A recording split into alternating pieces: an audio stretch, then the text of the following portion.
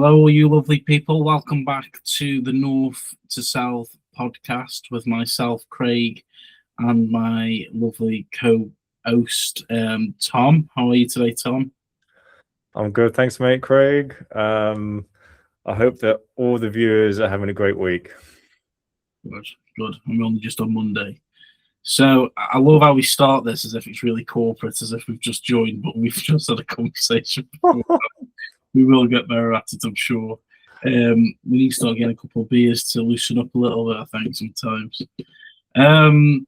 So if you are watching this, or if we've shared it to and we've forced you to watch this, thank you for coming back and seeing what we're all about. We've had some good feedback actually in the last one from certain people. You know, it's something different to the last podcast we were both involved in, which is good because if it wasn't, then we should have just saved us time and didn't bother branding all the new stuff up. So thank you very much. And if you want to get involved, drop us a message on one of the socials. So without further ado, let's jump on to the hectic week of football, which has been not a lot of. And we're going to start with the England versus Uruguay match. Okay match, bit tiresome. If you missed it, you probably didn't miss a lot other than a little bit of controversy at the end. Tom, without me going into what I think, what did you make of it? Yeah, so I agree that it was a fairly stalemate sort of game until right towards the end of the game. But it was a good chance to see how England are shaping up for the World Cup in America this summer. I think obviously I'm a little bit sort of biased because I'm an Arsenal fan, but it was lovely to see Ben White just come on and score at the end, even though it was a tap in, wasn't it? But I have to say that I was a little bit disappointed at all the fans who were booing him. I mean, I know that there's a bit of controversy in the past where he was in the England squad and there was a bit of an argument, and he sort of left. But you know, I think you got to think about it as like a clean slate for every World Cup or for every sort of tournament that starts. You've got to think about it as a clean slate and go forward, really. So I think it's great that Tuchel has brought him in. I think he seems like a great manager for England. He seems to make his own sort of choices and is not swayed by public opinion, which I think is a great asset to have as a manager. The other disappointing thing from Arsenal perspective was seeing Madueke get injured when he was already had a sprain on his wrist, which he had covered, and he got injured. Not sure of the extent of that yet, so I'll sort of keep myself updated because obviously Arsenal playing in like a week's time ish. But the other good thing from Arsenal perspective is that a lot of the players have sort of been rested or they've come back home from the international break, so that gives them a bit of a rest. And a lot of the ones from the other countries have also come home as well, so to try and freshen them up for the sort of final push in the league. So as an Arsenal fan, you would say that because let's start with Ben White first. I suppose for some people, it's a point of privilege. I mean, football has become so out of touch with the in the modern game with the fans, where a strip now costs £134 just to have, just to support your team, to get down to London. Train. The fares might be the same price, frozen, but it's still expensive. For a family to go out for a day, it's really expensive. And I think it comes from a place of privilege. I think for when Ben White can choose and decide when he wants to be part of the England squad, when he's actually been very vocal before and said he actually doesn't enjoy playing football. It's just a job to him. he's very vocal about that. He's always said he doesn't even watch it. He doesn't. I don't think he supports a team. He just plays it because that's his profession. And I think me personally, I aren't too bothered. For me personally, I aren't too bothered. I think if he's come back into the squad, then you are going to. But I think for fans, I think it's coming from a place of privilege where this player can just pick and choose when he decides to represent his country. And for me personally, I don't really mind. It doesn't really bother me. But because I think until the World Cups or the European summers come, I'll be honest, I aren't really too much into watching England play because I think a lot of the time it's very experimental. Oh yeah, which you need coming up to a Summer World Cup, especially in America. But first things first, that game, I just think it's a tough opposition.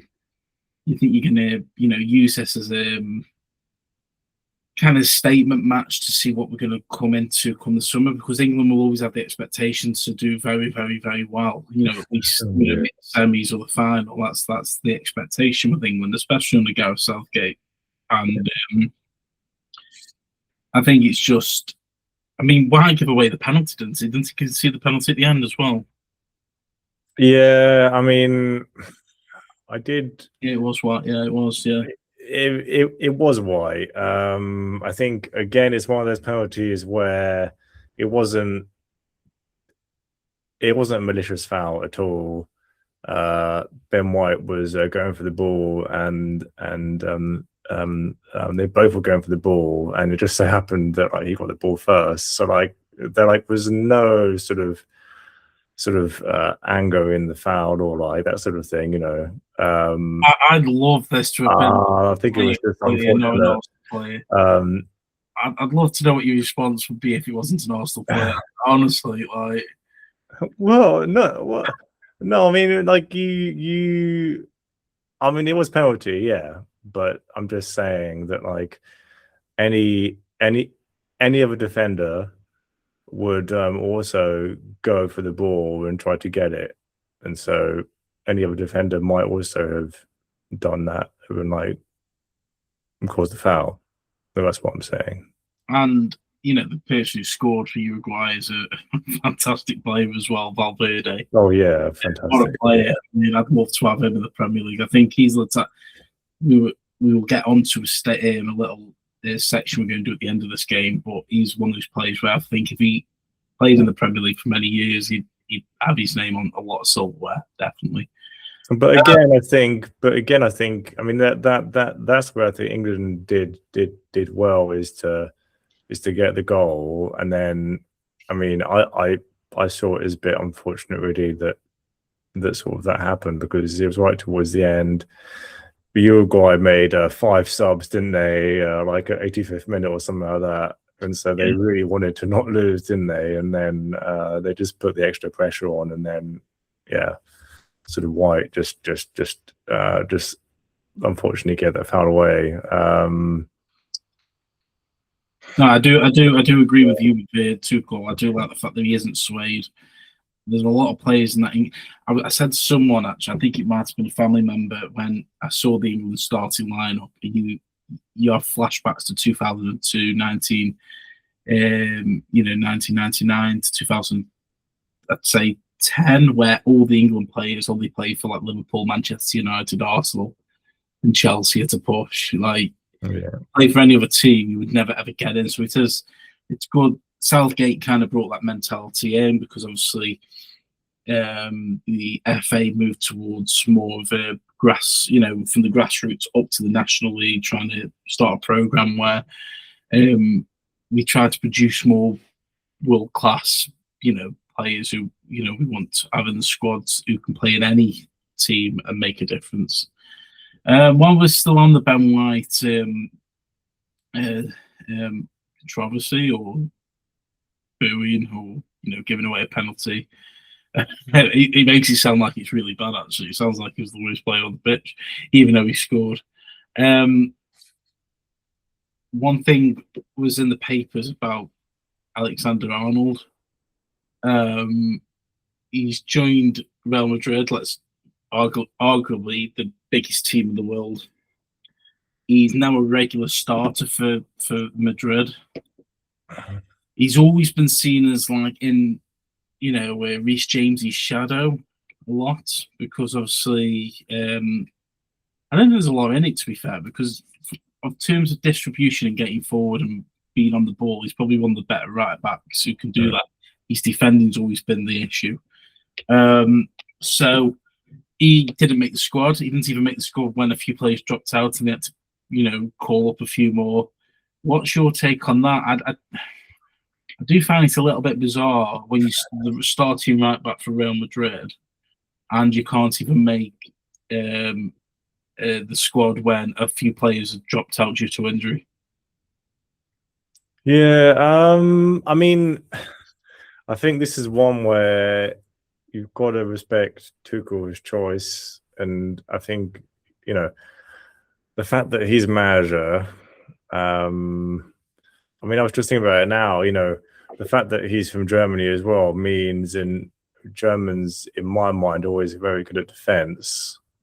So I've just thought then about that maybe because Trent is not so well known for defending, maybe that's one of the reasons why he's gone for somebody who's more known for defending and being sort of also good, but not as good as Trent, is going up and doing those amazing crosses and balls in the box and that sort of thing.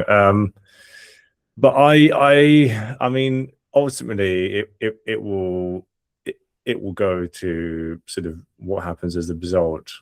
So if England do well, then everyone will go, "Oh, like that was great of Tuchel to like do that and like stick with his guns."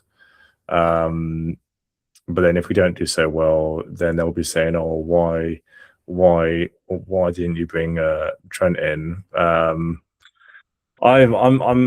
not too really bothered myself about him not being in the World Cup, playing for England. How about you? I think if you want, I know his defending is at Liverpool has always been challenged, and I think he's been challenged rightly so. He started with Real Madrid, and he found it tough to get in. He's clearly done something to impress Real Madrid because he's to get in the starting lineup for Real Madrid ahead of Carvajal and Valverde, who can play right back as well, means something. So I can't say I've watched a lot of La Liga, but the only way you're going to get in front of two players who have been at Real Madrid for that long in that position is to improve your defending, which he's most likely has done because he's going to have to at Real Madrid. But when you've got to look, I think you've got to look at it. He's probably got one of the best distributions in football. I'm not saying he's got the best, but he's in the same league as Declan Rice in that England squad, who can pick out a ball from anywhere on the pitch. You would just think you would like to have that option on the bench, even if you don't start. It's just, I find it bizarre you're going to call up 4 goalkeepers, lose injuries, and then still not pick them. I find it bizarre. And maybe I don't know. Has he done something to Tuchel? Has he sent him like a drunken text? I don't know. It's a little bit bizarre, but it's not worth crying over. Let's be honest. Like you say, I'd like to think he does make the World Cup squad for that alone. When you're in the competition, you need creativity. And I feel like when you watch England, it's like, how can these players, doesn't matter what manager there is, lose all that creativity they have on the club teams? I don't buy into this, or they don't play together much. Footballers paid a lot of money to do what they do best. And sports science has moved on so far that you don't need to. You've also got to gel with your team, but just get on with it. You're not the only national team who has that issue of picking up 25 players. So is he better? Funnily enough, though, is Livramento better than him? I wouldn't say he's better than him. He's probably, he's a good player, Livramento is, but yeah, I don't know. I think Reece James is better at defense. I think Reece James is probably better right back out of both of them. But and Ben White as well. He's been injured most of the season, hasn't he? I mean, he's lost his place a few times in the Arsenal squad. That's my take on it. I mean, the thing is that it's not been decided yet, has it, as to what the actual squad going forwards is. So maybe what Tuchel's actually doing is testing reaction. Also, the other thing I've seen Tuchel do is in his press conferences, he's always speaking about how players are like in terms of their personality, and if they're polite and they work well and they're team players and that sort of thing. And so I don't know what Trent is like in that way, but maybe it is a personality thing that he feels like he's not somebody who would get on with all the other players or that sort of thing because of the way that he is and the way that he turns up and he acts and all that stuff. Yeah, no, yeah, it makes a good point. I mean, we don't know, do we? As much social media goes around, there'll be a lot of Chinese whispers and made up stories and stuff that we can talk about that nobody's probably going to listen to. So it's great. Another thing, and this isn't just to steer the boat of Arsenal. I feel like Arsenal make the podcasts tomorrow they're not playing or they are playing.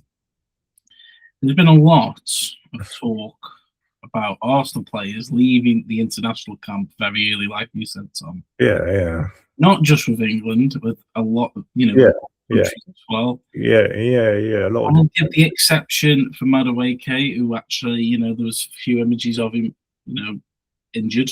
He was injured and he left the camp injured. But,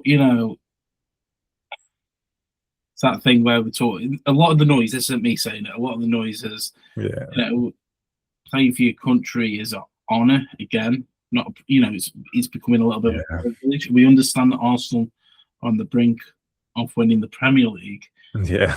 So, all the other teams also have games that might define the season. A lot of money in the Champions League, making the Champions League, a lot of money staying in the Premier League, West Ham, Jared Bowen, etc. I don't know why I'm asking. I know what your answer is going to be. It's going to be, well, there is a big game coming up and they are going to get rested and it's good for Arsenal. But think neutrally as a working class person, Tom. Think of and national pride and... Yeah, I get that, yeah. What do you think of country versus club priority? Because, it's a... Yeah. In a situation, especially with Arsenal. Well, I think currently, for most players who play in the Premier League, it is club over country. I mean, you see that. Even that isn't just for Arsenal. I mean, if you look at a lot of different players, I think you get a sense that if they would rather do one thing, then I think they'd rather play for the club because that's every year, whereas the World Cups, and so is the Euros and that sort of thing. The World Cup is every 4 years. You don't get a much bigger opportunity, so you've got to. I understand that, but well, I've always got the sense. You've probably got 3 World Cups in you before you retire. But I've just always got the sense from watching football that club is where players want to be more than country, and that isn't to say that sort of some think the other way. I think it obviously is great to play for your country, and the fact that we've got one World Cup in this country, like in 1966, and we all look back to that sort of time, don't we, and think, we need to win it this year because basically it's been so long since we haven't won it. And the song tells us so. Oh yeah. But for this particular season, I don't blame the Arsenal players for sort of maybe try to feign an injury or that sort of thing, to try to get out of the World Cup. No, like these 2 games at the international break.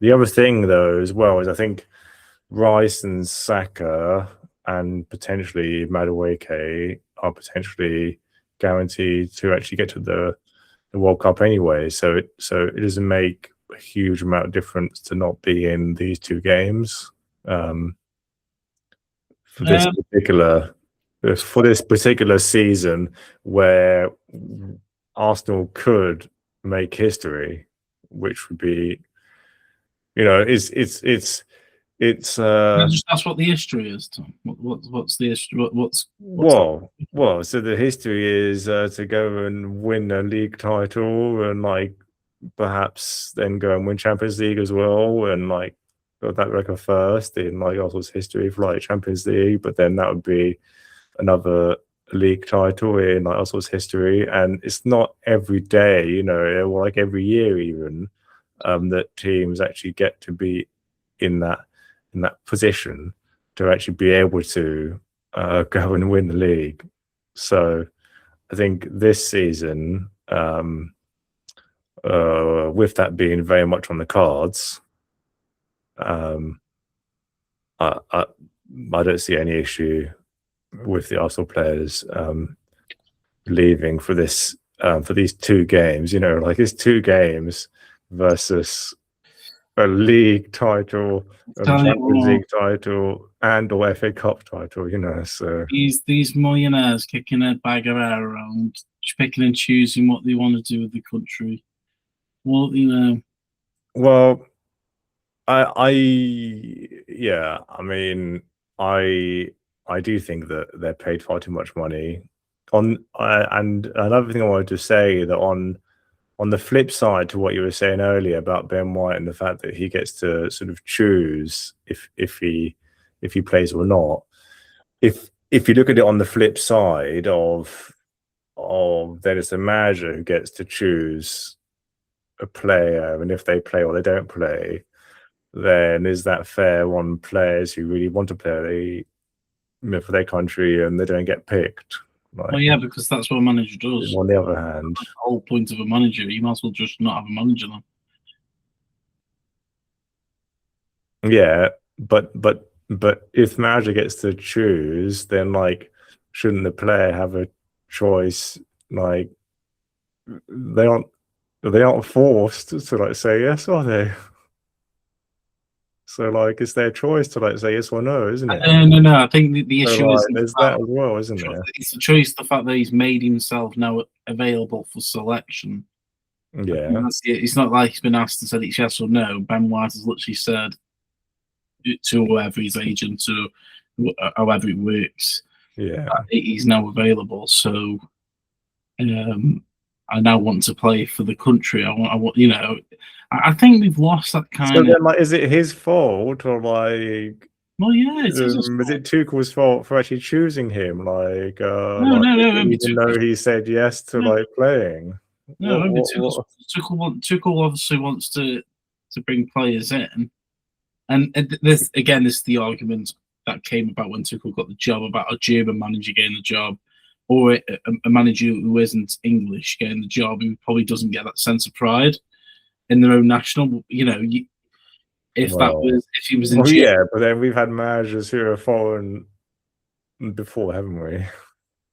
Well, that's got nothing to do with the point I'm making. Now, what I'm saying now is, well, yeah, but you're saying that because he's German. No, I didn't say because he was German, and that means that he won't have pride. No, he's got pride in his. Before you cut me off, I was going to say, is if he was the manager of Germany, and that situation happened, would he feel more inclined to say no because you've decided to let the country down before? For him, he's a manager who's getting paid to do a job, and he probably just wants the best players available to him. But if you are managing your national team, would his decision making be swayed? Oh, I see what you mean. Okay. Being the Germany manager, if that situation happened. Yeah. Going back to don't know. We end up back on Ben White, to be fair. But going back to the Arsenal situation, do you know what I think? You know what I think? Do you want my two cents? Go for it, mate. I'm not bothered either. I'll be honest with you, never even bothered me. I bother. You said that with such these. I mean, as I was like, oh, then you just say that. Okay. As an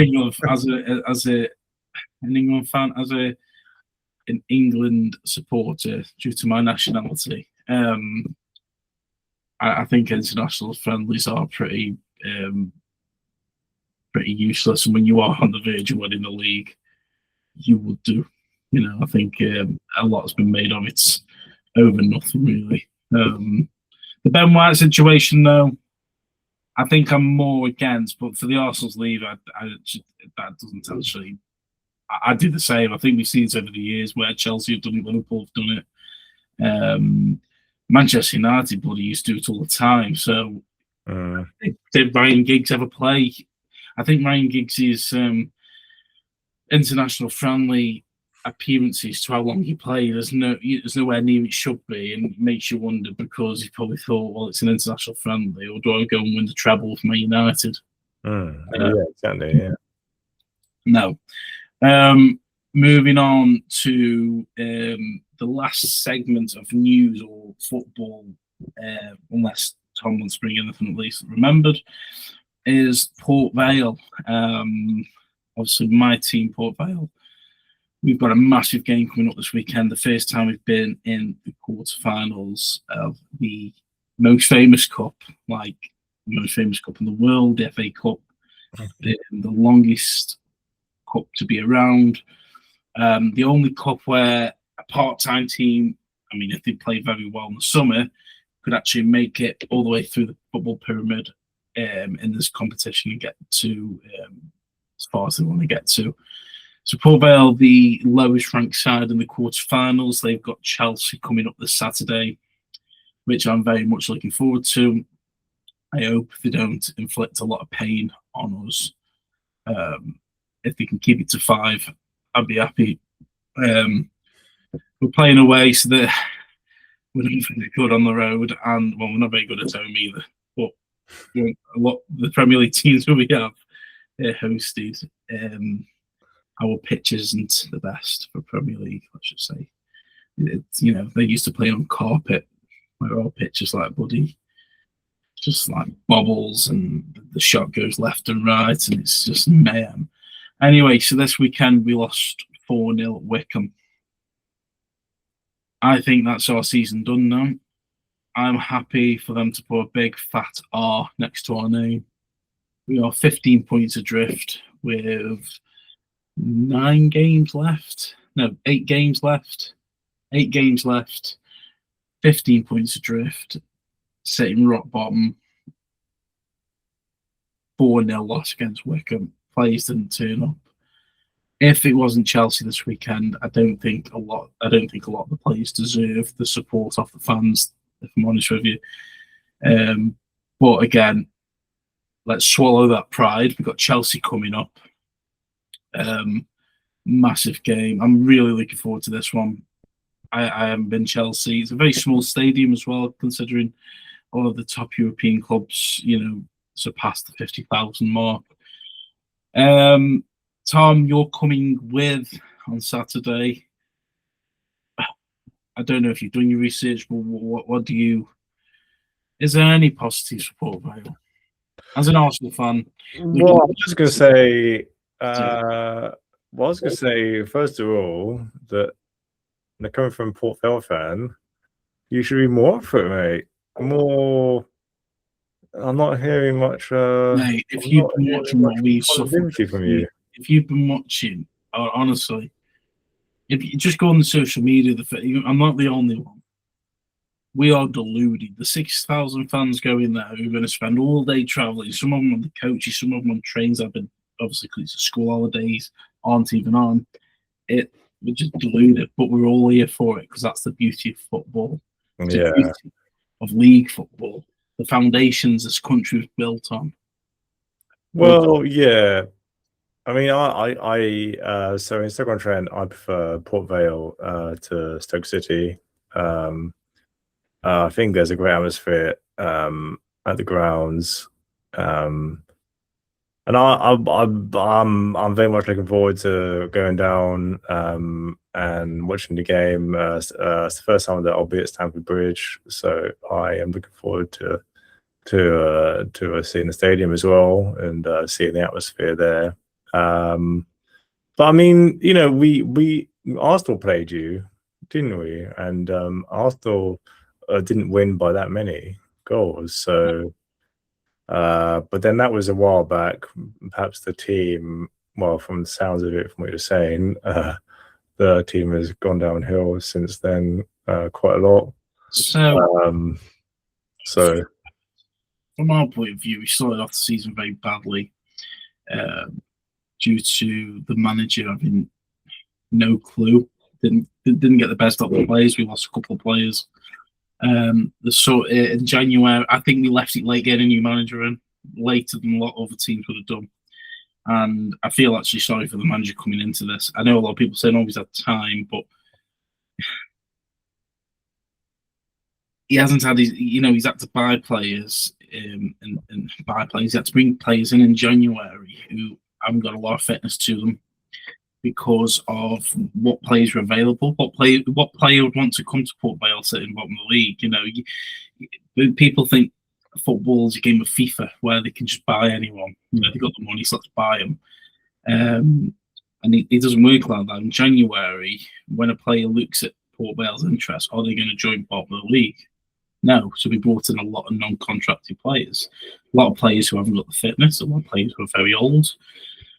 And we're suffering from fixture pile up now because we've done so well in the FA Cup.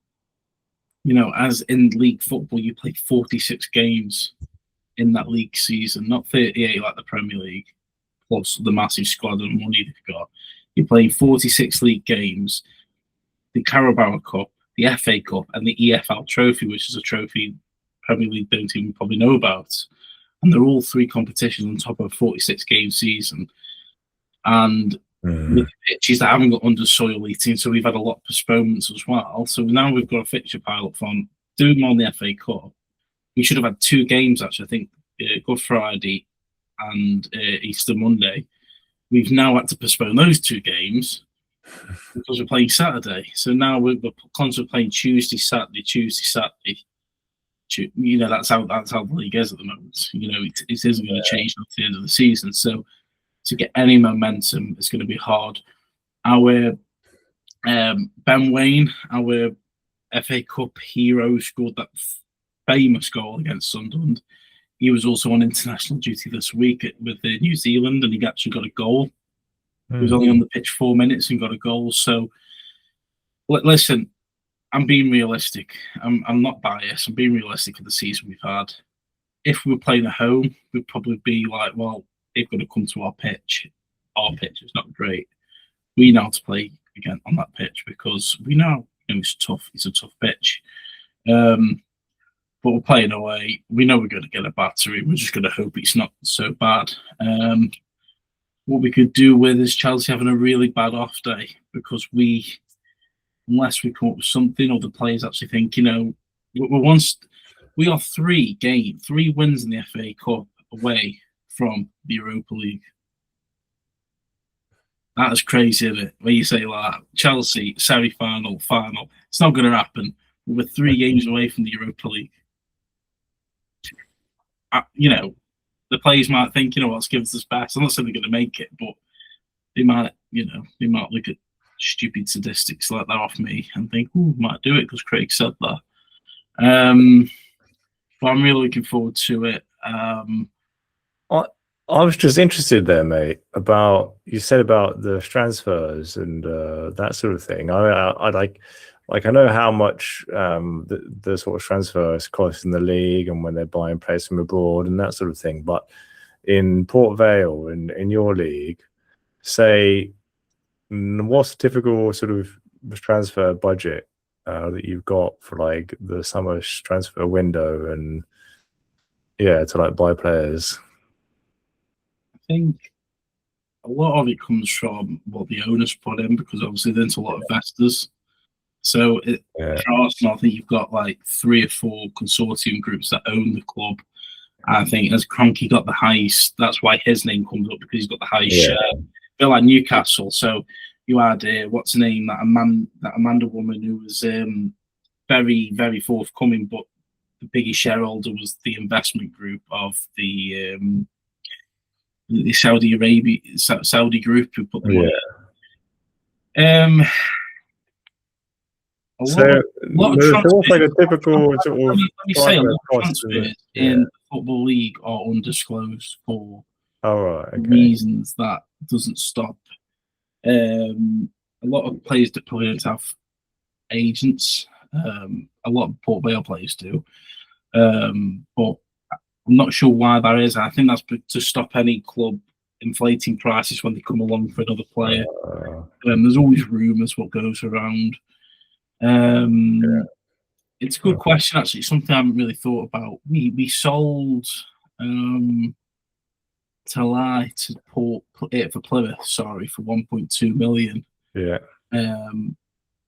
And a lot, I think Port Vale are 15 million in debt. So some of that will pay. You got to look at it. You got to look. Also, the pitch as well, because you don't have the investments of the club. Have got to put money into the pitch in the suburb, and it's not great. And I think a lot of the players. So we signed in January Andre Gray. I don't know if you remember him. He played a lot on the Championship. Scored a lot of goals. Played in the Premier League. Experienced striker. He's about 34 years old. He's come from Turkey, in the second division of Turkey. He's come over, and a lot of fans thought he was going to set the world alight. He did okay as a holding player, but he hasn't got the legs. He hasn't got the stamina to play a lot of games. We brought in 2 loanees from Everton. We brought McLaw, which is a defender, very inexperienced. And we brought in Sheriff, the striker from Everton. He's a good player, but you're relying on youth. You're relying on players with no experience. Hernandez was one I was actually interested to start for, as he played in the Premier League as well. He played for many years for Norwich. I remember he scored some classic goals in the Premier League. His fitness is a massive concern. He didn't play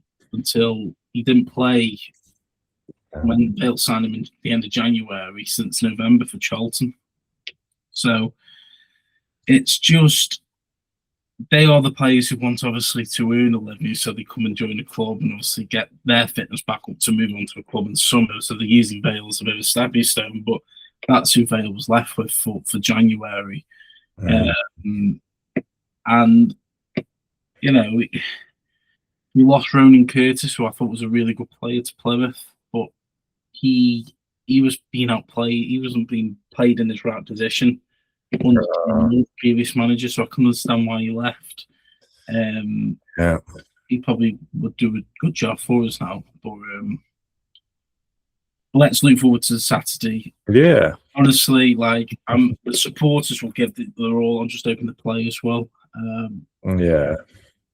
Could we do the unthinkable? I mean, it's going to be an expensive bloody round trip if we can, but could we do the unthinkable and get to the semi-final? Wrexham, give them a game. A game. Definitely. Chelsea, I think the main downside with Chelsea is they lack experience. So they have a lot of young players, and that made me think about what you said about Vale seem to have experience, but not a lot of the youth for energy and that sort of thing. So it might be a bit of a battle from experience and versus sort of youth. Chelsea will really be going at you, going at Port Vale, and those wingers, bloody hell, they're quick. So they'll be going at you. What I will say is, anybody who is going to go to the game don't expect a lot of attacking motion for Port Vale, because when a team in the bottom of League One comes against a Premier League team, they are not going to push their luck. they'll be trying to park that bloody bus for as long as they can and counter attack. Maybe I don't even see us doing that. So it's about the experience Saturday is. Yeah, well, hopefully get into a penalty shootout. Let's put it that way. I mean, it is great for you guys to like, as you say, to actually have got to this level. That's really impressive, you know. Yeah. Yeah. So we're gonna cap off this episode with. You could say we stole this idea. I don't really care because we need to start somewhere. But in the off chance, let's reminisce from Premier League. The Premier League did start in 1992. I know a lot of people say football started before that. I absolutely agree with them. But for this segment alone, let's just get onto it. So we're gonna pick. Me and Tom are gonna pick our all-time Premier League 11. Now, there's no right and wrong. We've justified why we're picking these players. We're not just picking them, and that's to save us being biased, I think. And the conditions for this was mainly about, you know, players who we might have not have seen growing up as much, but we hear about them, and their presence has kind of led the way for other players coming through. So, you know, I'm not going to pick. I don't even want to say a name because I'll end up saying it wrong. But let's see how this goes. It might go well. It might go wrong. So we're going to pick a player each from the goalkeepers. And then we've got to justify why. Again, there's no right or wrong. So if it's a stupid pick or a biased pick, then I'm turning this off. So I'm going to explain a little bit now because mine is mostly going to be from my team because that's the team that I watch the most. But it's from different eras, you see, and there are players from different teams. I spent all day thinking about this as well, but not a huge amount. But there are key players who, like, I've seen, like in recent times, and thought, they are great players that, like, I'd have in my Premier League 11. So there we go. Okay, if any Arsenal players make it past 2000, okay, I'll give you that. What? Because you said your team, so it's obviously Arsenal. Yeah. I'll give you that as long as no Arsenal player after 2004 gets in it. Because they do not justify it after that as a Premier League. No player after 2004. After 2004, because then there's no justification to it, is there? Let's be honest. Well, my justification is that I've liked how they played quite recently. This is a great Premier League 11. If this league was going against a great Serie A league or a great La Liga. Anyway, let's just go for it. I said there's no right or wrong. I'm going to stick to that. Okay, Tom, you start first. Goalkeeper. I guarantee you, the goalkeeper is going to be right, isn't it? Well, so I was thinking between about 3 or 4 keepers, and I went with Sir David Raya. David Raya can't even make the Spanish national team. Well, so I went with him because I've been watching him a lot in the past few seasons, and I truly believe that he is like a cat, and he has cat-like reflexes, and the saves that he's done for Arsenal in this season alone, I think, merit him to go in my top Premier League 11. What's your goalkeeper? I said I wasn't going to get mad. I'm not going to get mad. I'm disappointed. Go on then. What's your goalkeeper? My goalkeeper, and I'll tell you why. So I picked. So you got to say the name first and then why. Well, let me just wait with it. So I've picked every position. I've picked either 2 or 4 players, depending on. So that goalkeeper, there's only one goalkeeper. I picked 4 to get my head around. Yeah. Same with central midfield. There's only normally 2 or 3. So okay. So I've picked the goalkeeper with the most clean sheet record. That is what guarantees greatness, Tom. Not a cat. A cat doesn't define greatness. The goalkeeper, Premier League record. An anchor of a defensive Portuguese mastermind. And longevity. He played for 2 big Premier League clubs. Can you guess who that is? Being an Arsenal fan. That's a check. Well, I mean, I was going to say check, yeah. That's a check. I mean, when growing up watching football in those ages where I understood football, he was a cat. He was a fucking tiger. He was quality. He didn't mind if his head, obviously we know his injuries. He was so tall. He was just fantastic. And 202 Premier League. I've done some research here. 202. That's how serious I took this. You just picked your bloody own team. 202. Okay. And he played for Arsenal. I think it's great. The player behind him, I know a lot of people say Schmeichel, but I didn't really see a lot.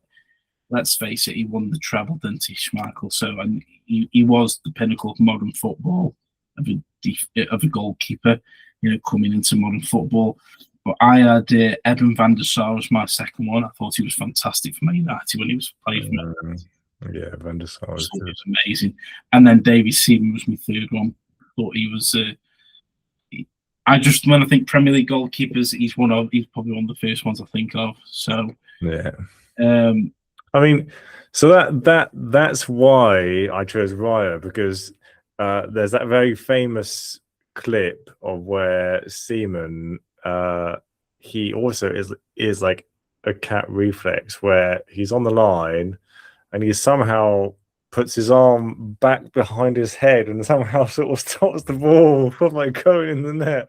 And that was in the FA Cup against Sheffield United. And I remember watching that live. And so that's the famous one. And so I've seen like not that, but similar things that Raya's done, and I wanted to go with like a mix of new and old. So. Okay, I said I wasn't gonna get mad. And also because I very much believe in Arsenal and believe that they'll make history, and so that's why I've chosen a bit of the new, because it's like I am cementing my faith in like what they're going to do. But they're not making history in the Premier League, are they? Because they've already won the Premier League. They're only making history for themselves in the Champions League. Oh yes, yeah, but like it will still be. Add to history. Add to the history books. History, Right back. Oh my God, I can't even think of who you're going to pick. I can't even think of an Arsenal great right back. So go for you. What? Oh, I'm going to start with this. Okay, fine, all right. I'm going to start with this one. I had 2 players for this, so I actually thought, when I thought Premier League right backs, I had 2 players for this only. The first one, who I haven't picked, who come in number 7, was Gary Neville, just for how long he played for right back for United. But I'm going to pick Kyle Walker. I thought he as well, he was part of that great Manchester City team. I wouldn't have picked him, but yeah, okay. I'm not the only one who's picked him. Like, what he's won as a right back, Tom, that's the main thing here. Yeah, I see what you mean, yeah. How long he's played as well, his ability to stand up against the amount of times he played against the Champions League greats in the attack, and he would not let them pass him because how fast he was. Yeah. So, Vinicius, just name a few recently. I picked Kyle Walker. I just think it's a no-brainer. I want to hear this Arsenal pick. Come on, make me laugh, make me cry, or make me laugh. Oh yeah. So again, the reason why I've sort of picked this one is because again, I think recently he has played absolutely unbelievable. Just the way that he goes up and down that right wing, and Mr. Urian Timber is my right back choice. Again, it's a thing of I'm cementing the fact that faith in forward Oh my where he'll go. God. There we go. You have not taken this seriously. I feel like a fool for spending so much time on this. You have Who's picked, your centre back? right. My centre back partnership, because obviously, if anyone doesn't know, we chose a 4-3-3, so we could try to even it out. So Well, I did a 4-4-2. Oh my God! Is any? I've even got the text that says 4-4-2. 4-4-2. So I've picked John Terry. I think anyone who doesn't pick John Terry is deluded. Honestly, deluded. So I'm hoping you pick John Terry. If you haven't picked John Terry, then I'm just going to exclude this from all the socials. So John Terry is cemented. Like, you can't argue against John Terry. My second one, I ifed and hard at this one, and I didn't know between Company. He'd been there even before Man City were good. Let's just put it that way. Or the peak defensive dominance rarely seen on a one-on-one, Van Dijk. And I've gone. I've gone Company. Putting Company down. I think, like I just said then, he'd been in Man City a long time. He scored that amazing goal that stopped Liverpool winning the league against Leicester. That 40-yarder from outside the box. He was Mr. Manchester City, and he was a rock. And so I've got John Terry and Company. What two? That is a very good solid back too, actually. Good. Yeah, I mean, I like those two, but not so much Walker, but those two are great. Okay. The great centre backs, in my opinion. Are you saying Timber's better than? Are you saying Timber's better than Kyle Walker? I'm saying that I prefer him. Yeah.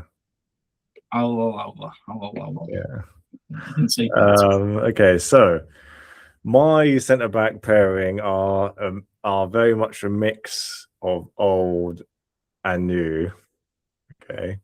I'll have one Arsenal player that I think is really good for this, so I want to see if you say it. Well, so my first one is from the Undefeated Boys squad. Sol Campbell. Okay, I agree. He was an absolute rock in defense. Mammoth, tall, had that physical presence. I'll allow that. That's a good pick. That's a good choice. Very, very good in there. And then the new one is because I think he's just his passion, his drive, both in defense and going forward, scoring, is Gabriel. I think just again, he's very tall, broad, and just his passion and just his drive is just something like he's who I think should be Arsenal's captain, not Odegaard or Saka, because in moments where Arsenal are haven't been doing so well, you can really see Gabriel just shouting to them and getting them rolled up. I think that's just fantastic to see, just that sort of personality. Do you know what? I think that's a deluded choice. That's really great. But if he won 3 Premier League titles in the Champions League and he finished his career with Arsenal, not with the finished career with Arsenal, but won 3 Premier League trophies and a Champions League, I think he would then be. But I think it's too soon now. Let's the FA Cup. Was he even around for the FA Cup he won? Was he around for the Charity Shield? I don't know. Is he great Premier? I don't know. Anyway, well, I will say if he did win a few trophies, everyone's got. But if he did win a few top trophies with Arsenal and got them the first Champions League, I would have him at the end of his career. In 10 years' time, someone said to him, "What's the greatest centre back pairing?" I'd probably look at Gabriel, but I think it's too early now. Anyway, that's better than bloody Timber at right back. I caught that as just anyway left back. Tom, you can start with this one because I've started with centre backs. Yeah. I've gone with Mr. Ashley Cole. Okay. Yeah. Fantastic left back. Obviously, again, was part of that fantastic Arsenal team where I sort of first started watching him in the Undefeatables, and then, but then unfortunately he left, and that was a saga. But I think he's well known as being one of the best left backs to have ever played the game, I think. No, I agree. I've got Ashley Cole as well. I think I can't even think when you say the best left back in the Premier League history. I can't even think of anyone other than when you say best, Ashley Cole. I think a lot of left backs don't last very long in the Premier League, or the inconsistency is always up and down, or the swapping and changing. But Ashley Cole was mine all day round. Patrice Evra, I had a second, but he doesn't even come any closer to Ashley Cole. So yeah, Ashley Cole, I agree. Right, so this is where it's going to be a bit difficult because you've picked a two-man midfield and I picked a three after I text you saying do a 4-4-3. Anyway, let's break that. I'm going to go. I don't play by the rules. So the best way to do this then is picking our midfield middle, and this actually is the message. And actually, there's no mention of 4-3-3 in it. Okay. No message of 4-4. So there's no message about the formation of the 11 players. No mention of it at all. No, you are right. So there.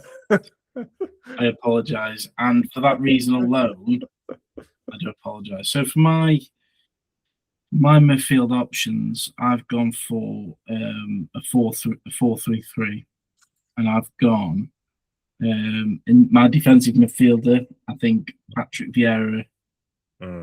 Patrick Vieira's mine. I for what he's done in the game, being part of that unbeatable Premier League season. What?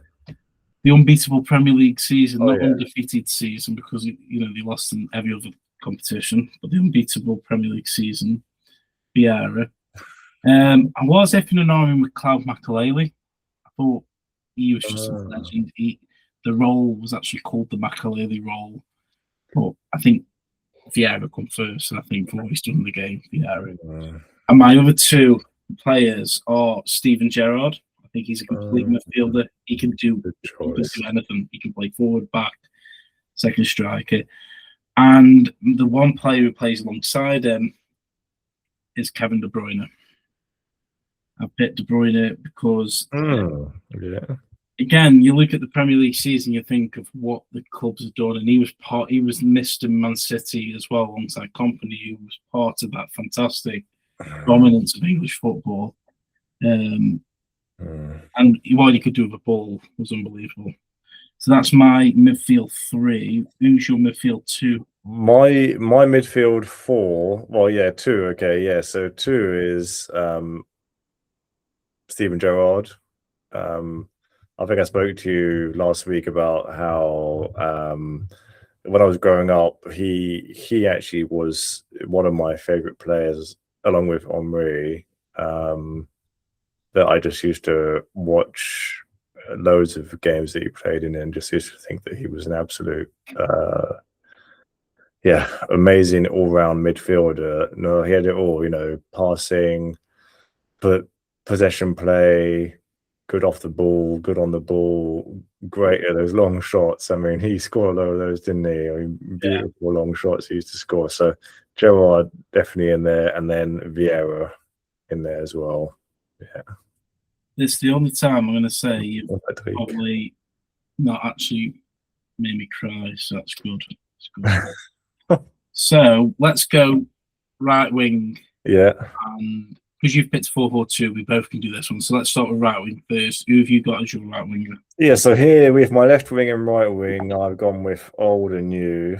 So with my right wing, I've gone with Antoine Semenyo. Again, because that looked well, again, because I because I understood the brief of the best 11 a bit differently to how you did, obviously. Semenyo, this is going to get so many So, views. I'll try Semenyo because I really like how he plays. I think on the right wing and like also on the left wing actually because he plays there for City, I think sometimes. But I've watched him play a lot at Bournemouth, and I just think that he's very, very good. I've had thoughts that Saka's not played well for the whole season and bits of the last season as well. I think, and so I was thinking maybe Semenyo might have been a good addition to Arsenal to try and help us to sort of go and bring the title. And then my left winger was Robert Pires. I think one of my all-time favorite players. I love his style. Him and Henry, they used to play off each other so well.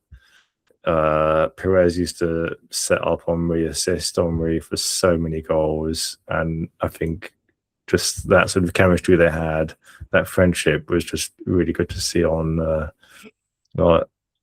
pitch and on the screen. So yeah. Okay.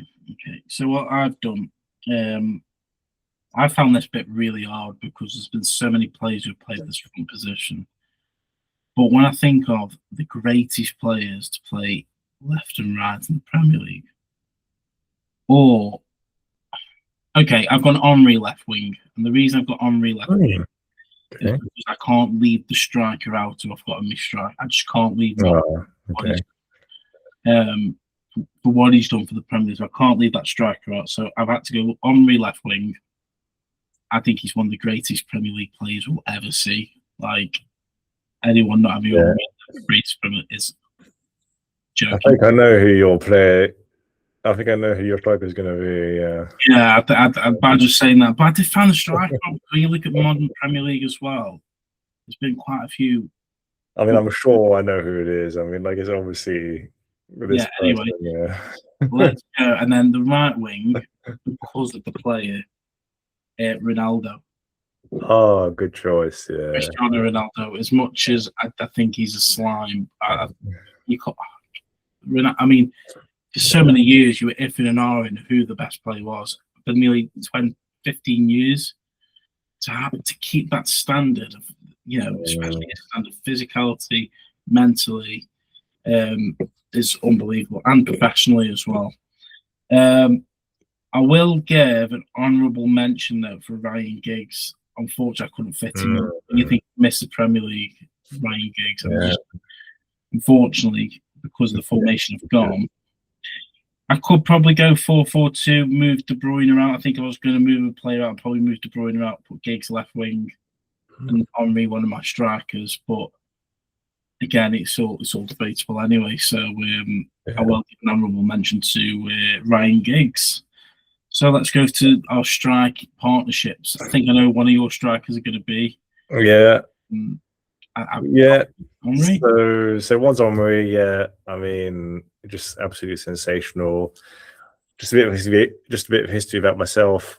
I was born in France, and so I moved to Reading in England when I was 8 years old, and that's when I really started watching football, because where I grew up, my friends weren't really into football, so I went to school in Reading, and met a lot of friends there. We made lots of friends, and they all supported football, and so one of the first friends that I made supported Arsenal, and so I watched a lot of Arsenal games, and I saw a lot of French players, namely Henry, Perez, and Vieira, and yeah, I was just, that was it.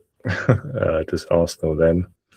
So Henry, his flair, his drive, personality, the goals. I mean, some of the goals he scored was just sensational.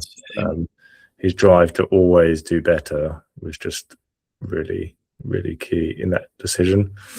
And my other one, again, is a bit like the other sort of ones that I've done, is one from more of a newer. I would say you're Chris. No. No. Well, I'm not that silly. But somebody who has already played very, very well as a striker, and will undoubtedly break your strikers' record goals, Erling Haaland. Ooh. I think he will undoubtedly go and beat who I think is the striker who you've got sort of all-time goal scorer. I didn't expect you to say Haaland. And again, he's another one where I think in 5 years' time, because he will stay at Man City a long time. I think in 5 years' time, I think you'd be stupid to me. When you think about it, Tom, what he's won already.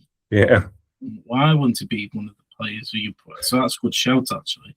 And I think that's because he's probably still playing at the moment. Yeah. And once he leaves the Premier League, I think then he'll get probably the respect he deserves. But that's a good shout. So yeah, my striker, now you just said that, is undoubtedly Alan Shearer, top Premier League goal scorer in the Premier League. If Harry Kane stayed at Tottenham and scored those goals, I think he probably would have beat Alan Shearer's record, definitely, because he was scoring a lot of goals for Spurs. But yeah, Alan Shearer. Was it 260 goals? I'm just checking now. He was 206 goals. Sorry, is it 206 goals? But anyway, no, 260. Absolutely fantastic. So again, a player you could say Aguero, maybe Bergkamp. Was Bergkamp more of a player who shone for his ability than what he's, being a great? I don't know, but.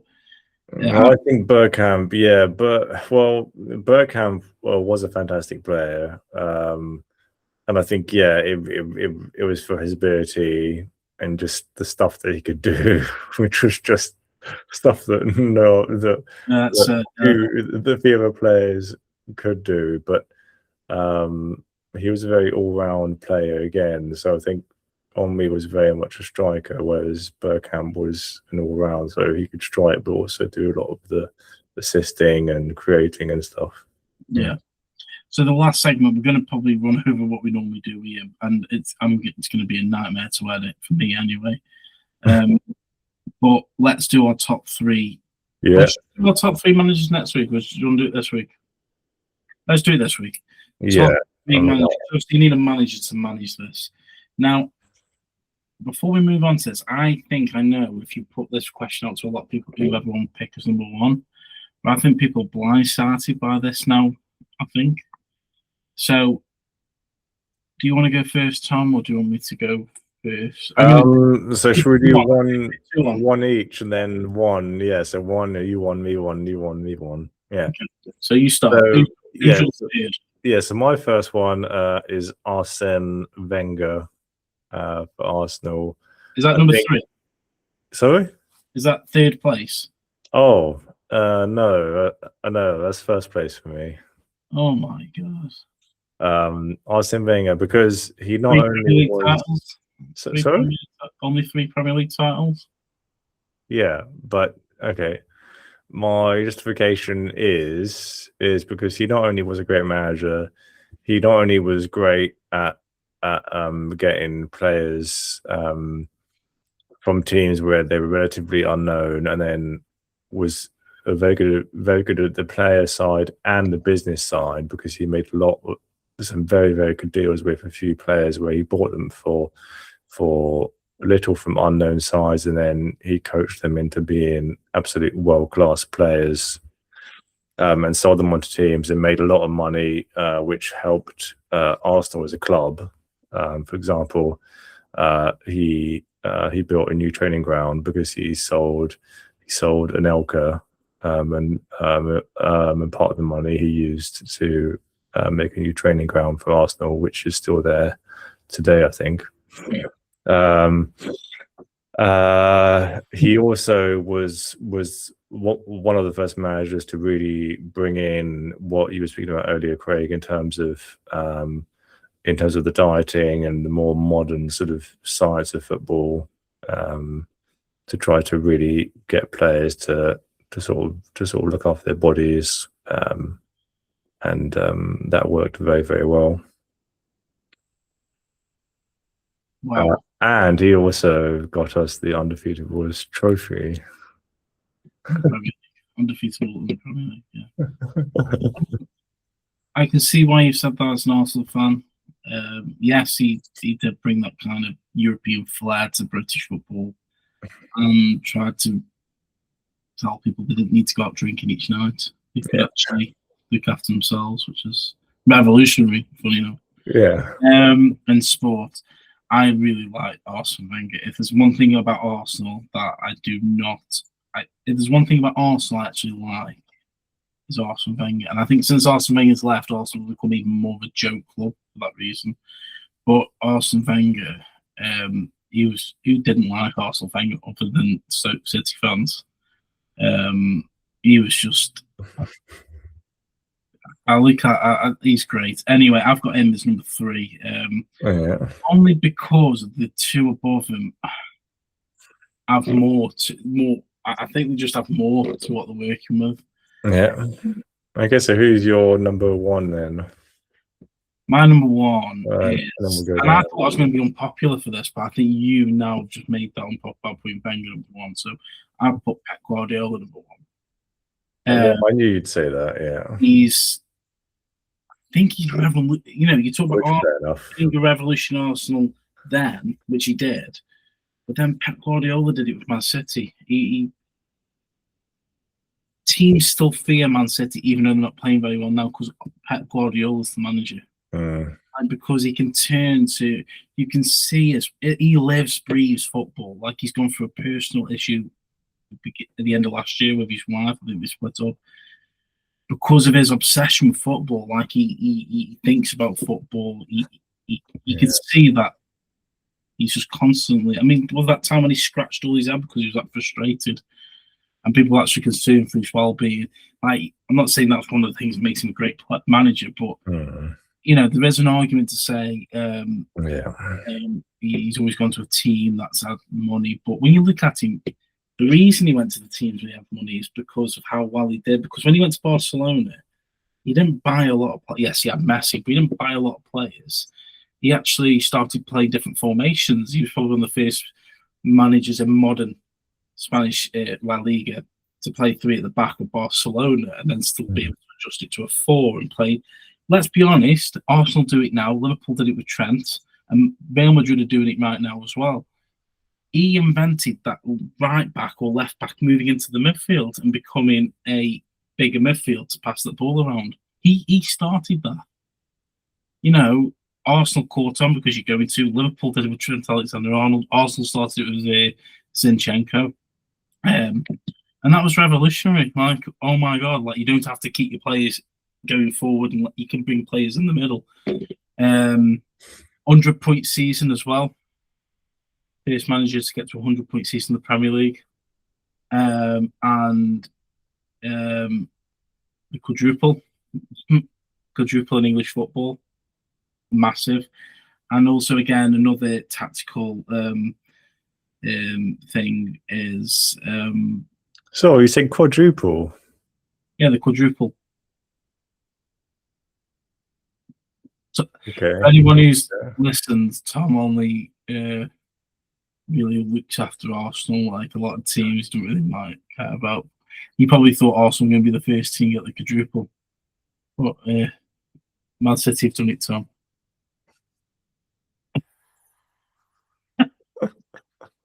Anyway, yeah, the quadruple, and I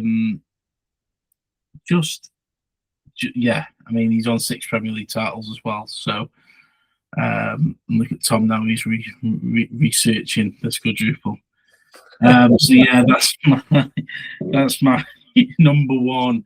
While Tom catches up and researches what has actually happened in football, I'm going to go number 2 as Sir Alex Ferguson for that reason. I don't blame anyone who picks him as number 1. He won 13 Premier League titles, got the first treble when in 2000 with Manchester United. He started with Aberdeen, well, didn't start with Aberdeen, but one of his, he got the job for Manchester United by what he did in Scottish football.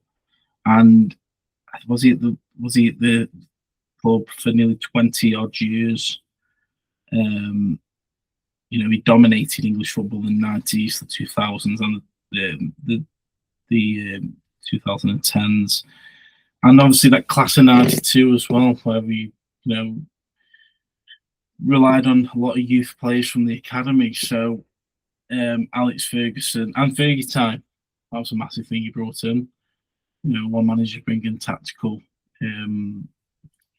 brilliance, and he brings in Fergie time. So yeah, see Alex Ferguson for that one. Tom is still researching. I can see through his head, like, how did I mean, look, it says here, no Premier League side has managed to win a true quadruple.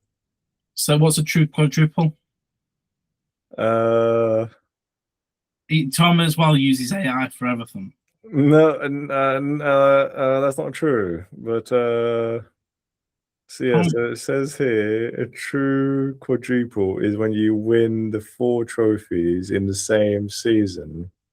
Yeah. And it says Pep Guardiola, but he was unable to win the proper quadruple in 2009 and 10. Sorry, the treble. Falling short in the Champions League. You tit! I heard you say quadruple. And I was like, I'm sure that no team's done a quadruple. Sorry, I was thinking. I just said Alex Ferguson did the first treble. Yeah, so like twice in this pod that you said stuff and like it's been wrong. The treble. What's a quadruple? That's 4, isn't it? Yeah, 4. Quad 4. Treble. The Champions League, and then he missed out on the Carling Cup, the Carabao Cup. Yes. So yeah, the treble. Sorry. Whoa. So I've just contradicted myself there because I've just said. So I said it right for Alex Ferguson, and then I said it wrong for Manchester City. Yes. I was thinking, when you said it, I thought, well, I was sure, like what? Like what? Have I just heard him say something wrong there? Liverpool did treble, and it wasn't as good as Manchester City's or Man United's. Yes, I apologise for that, Tom. I've realised what. That's because you're bloody picking players for your Premier League 11 based on if they win a quadruple, and it's going to be bloody head a quadruple. Yeah. No, treble. Sorry, treble. Yeah, and I did say, I'm hoping I said it right for Alex Ferguson as well. Yeah. Manchester City's first treble, not quadruple. He completed that as well. Obviously, Liverpool have got one which isn't a true one because they won the Europa League, the Worthington Cup back then, which is the Carabao Cup now, and the FA Cup. Manchester City missed out on the Carabao Cup to get the quadruple, which is right, the quadruple. That's my Stokey accent. Yeah. Who's your number 2, Tom? Now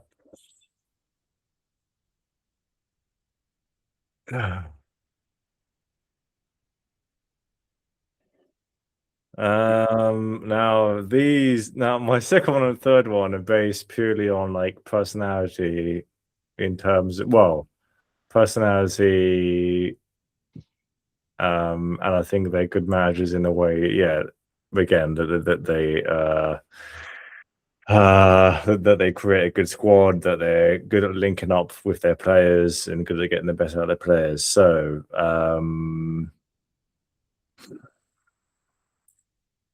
it's tough between 2 and 3 for me. They're sort of like almost equal, 2 and 3. So I'll say them both together. Jurgen Klopp and Mikel Arteta. Oh my god.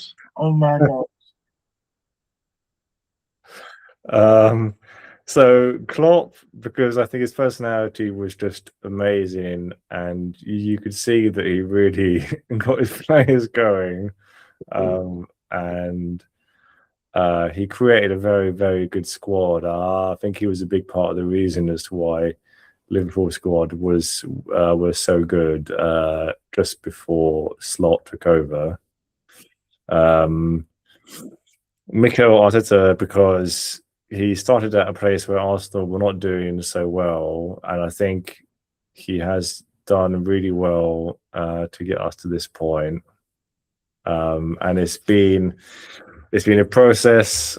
His phrase is "trust the process," which I think is great in football, but great in lots of different things. In that, it's a journey and takes time to get to where you want to go. Craig's face is just hilarious. You are joking me right now. You So, are joking me. I don't even agree with the Klopp one, but the Arteta one. An FA Cup and a couple of Community Shields. yes, but FA my justification, I told you what my justification is different from what you're going to. So he makes a great manager that he come in and 6 years later spends over £1 billion and then they're doing well. That's the justification. And he has a light bulb.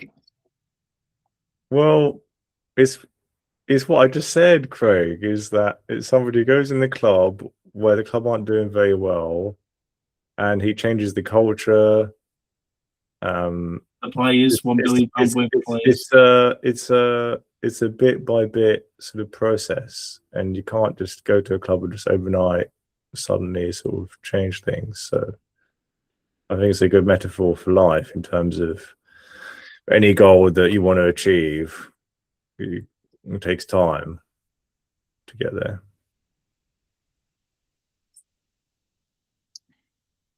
I am never doing one of these again with you. I can't believe. Well, you should have explained the brief a bit better to me because you didn't explain the brief to me as to what the sort of justification was, or like anything. Listen, that's short. Listen.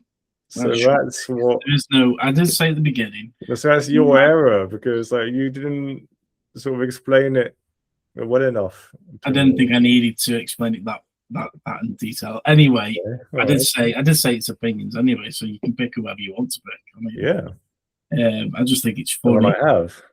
And I stand by I just think it's hilarious. This will be. I mean, I'm so annoyed that I mixed up the quadruple and the treble because this would have made it look so funny, and I probably made myself look a bigger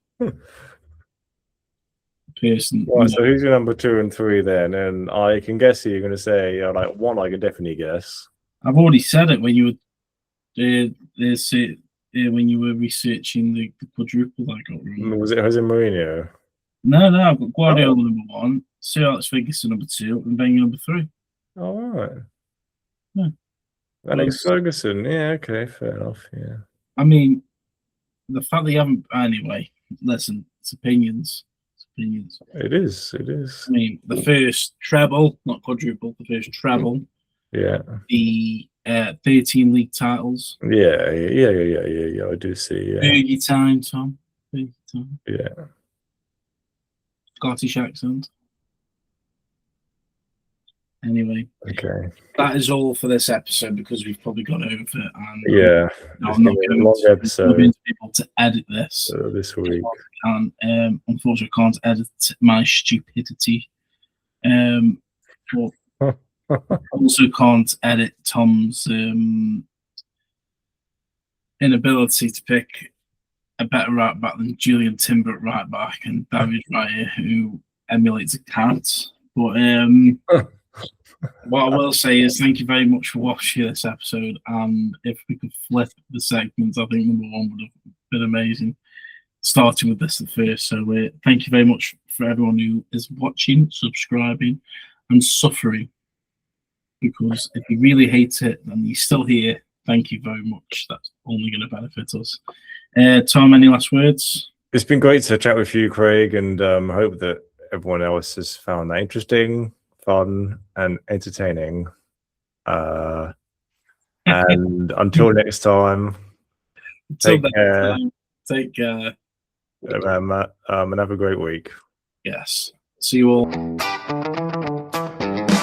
From